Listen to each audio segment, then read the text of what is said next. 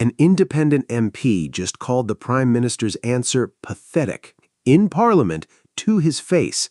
And honestly, after you hear the question he dodged, you might agree with her. Let's get Prime into Minister, the capital gains tax and negative gearing changes announced in the May budget were significant and market-sensitive measures. So significant, your government has already walked past of them back in recent days.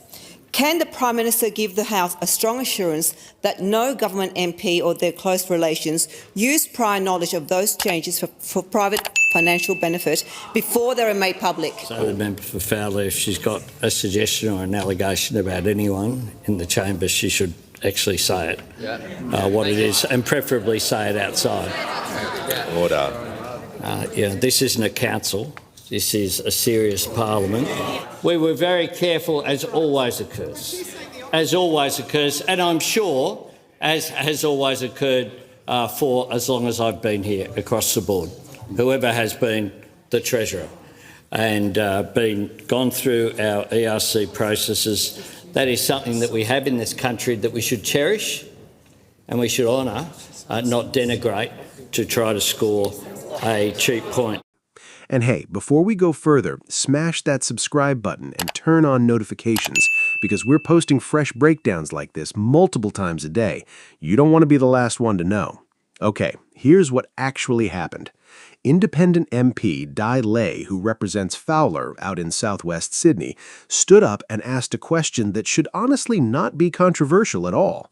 She wanted to know, were there proper guardrails around confidential budget information, specifically changes to capital gains tax and negative gearing?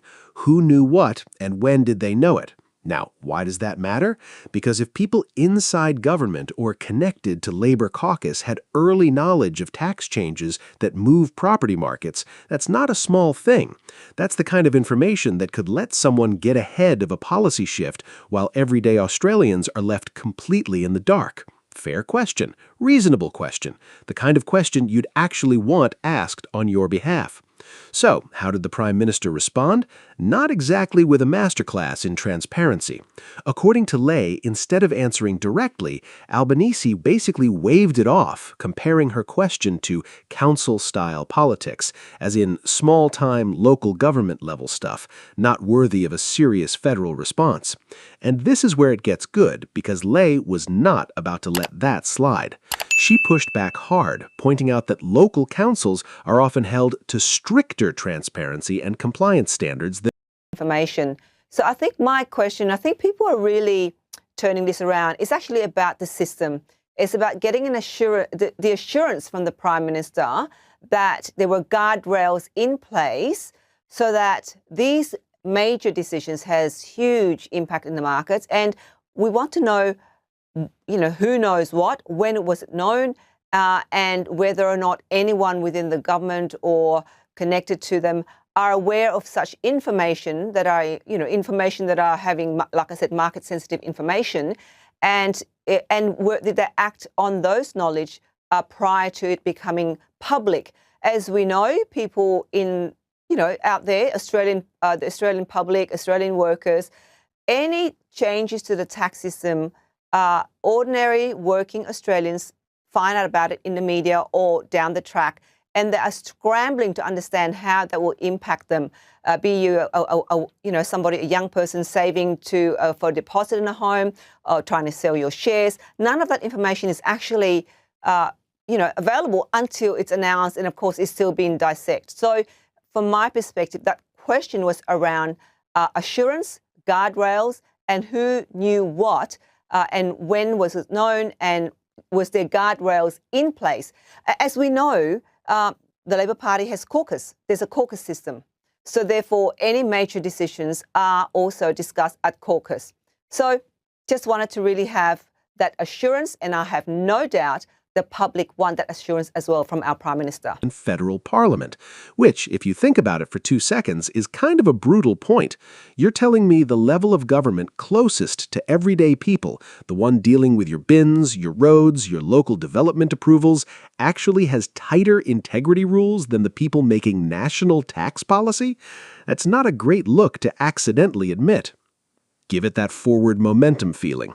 But it doesn't stop there. because this wasn't just about tone, it was about substance too. Lay's electorate of Fowler has 46% of residents renting, nearly half. So when she's asking about changes to negative gearing and capital gains tax, she's not doing it for political theater. She's doing it because those policy shifts directly affect whether her constituents' rent goes up next year. And according to her, instead of addressing that real economic anxiety, the PM made it personal, made it about her, and skipped right past the actual issue. But then, of course, the Prime Minister talk about how he's very well connected or have done a lot of things for local government, and yet in the same breath, he kind of said, this is not a council meeting. Well, I can tell you in a council meeting, we're very organised, at least in my council, and that actually we get answers if there are questions raised. So, you know, look, it's up, the public will see the Prime Minister's behaviour and his answers to me for what it is. I just stood up and I asked him to actually show respect in the House, because he's somebody that has talked about let's do politics differently. And I think that the way that he responded and the way that he took a snipe at me, you know, Paul, I have been taught that in politics, you play the ball, not the man or the woman in my case. And I think that we need to focus on that in politics, to look at the bigger issue, to answer the questions, and not to make it personal. She summed it up with a phrase most of us learned on a primary school sports field: play the ball, not the man. Simple idea, apparently still a work in progress in Canberra. And here's the kicker. Albanese has spent a lot of time publicly saying he wants to do politics differently, more respectful, less point scoring, more substance. Lay's argument is basically, great, so start now, because dismissing a legitimate transparency question with a jab about council politics is kind of the opposite of that promise. Look, politicians brushing off hard questions isn't exactly breaking news, but when the question is literally about whether insider knowledge of tax policy was properly firewalled, and the answer is a personal jab instead of a straight response, people notice, and clearly so did Dai Lay. So, here's the real question for you. Was this Albanese getting understandably defensive over a routine process question, or was this a prime minister avoiding a genuinely important accountability issue on live television? Because right now, we still don't actually know if those guardrails exist. Let us know your take in the comments. I guarantee this one's going to get spicy. And if you want to stay across every angle of this story as it develops, hit subscribe because we've got more updates dropping today. This is One News Australia. We'll catch you in the next one.